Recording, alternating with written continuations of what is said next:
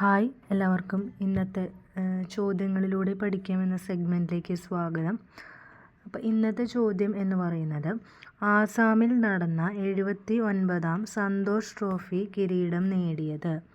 ആസാമിൽ നടന്ന 79ാം സന്തോഷ് ട്രോഫി കിരീടം നേടിയത്. Option A Keralam, option B services, option C Bengal, option D Punjab. അപ്പോൾ ഇതിൻ്റെ ഉത്തരം എന്ന് പറയുന്നത് ഓപ്ഷൻ ബി ആണ്. ഓക്കെ, ഇനി ഇതുമായിട്ട് ബന്ധപ്പെട്ട കുറച്ച് ഫാക്ട്സ് നോക്കാം. സന്തോഷ് ട്രോഫി കിരീടം സ്റ്റാർട്ട് ചെയ്യുന്നത് 1941 ഓക്കെ, ഇനി സർവീസസിൻ്റെ എത്രാമത്തെ കിരീടമാണ്? 8ാമത്തെ കിരീടമാണ് കേട്ടോ സർവീസസിൻ്റെ.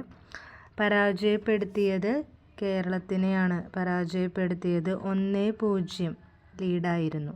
ഓക്കെ, ഇനി ഏറ്റവും കൂടുതൽ സന്തോഷ് ട്രോഫി കിരീടം നേടിയിട്ടുള്ളത് ബംഗാളാണ്. ഏറ്റവും കൂടുതൽ നേടിയിട്ടുള്ളത് ബംഗാൾ. 33 തവണയാണ് ബംഗാൾ കിരീടം നേടിയിട്ടുള്ളത്. ഓക്കെ, അതിന് പുറകിലായിട്ട് പഞ്ചാബ് 8 തവണ കിരീടം നേടിയിട്ടുണ്ട്. അതുപോലെ തന്നെ കേരളം 7 തവണ കിരീടം നേടിയിട്ടുണ്ട്.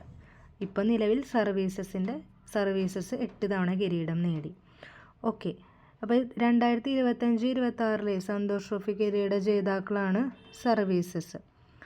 ഇനി 2024-25 സന്തോഷ് ട്രോഫി കിരീട ജേതാക്കൾ ബംഗാളാണ്. 2024-25 ബംഗാൾ ആരെയാണ് പരാജയപ്പെടുത്തിയത്?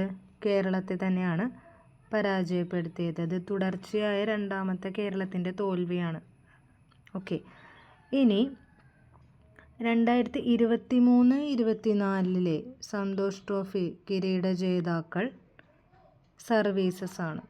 23-24 സർവീസസ്. പരാജയപ്പെടുത്തിയത് ഗോവയെയാണ് പരാജയപ്പെടുത്തിയത്. ഓക്കെ, ഇനി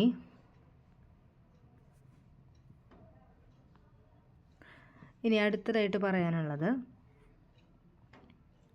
ഈ സന്തോഷ് ട്രോഫിയിൽ തന്നെ 2ാം സ്ഥാനത്തിനും 3ാം സ്ഥാനത്തിനും കൊടുക്കുന്ന ട്രോഫിക്ക് പേരുകളുണ്ട്.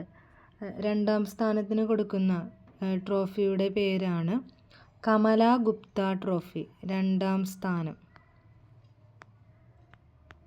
കമല ഗുപ്ത ട്രോഫി.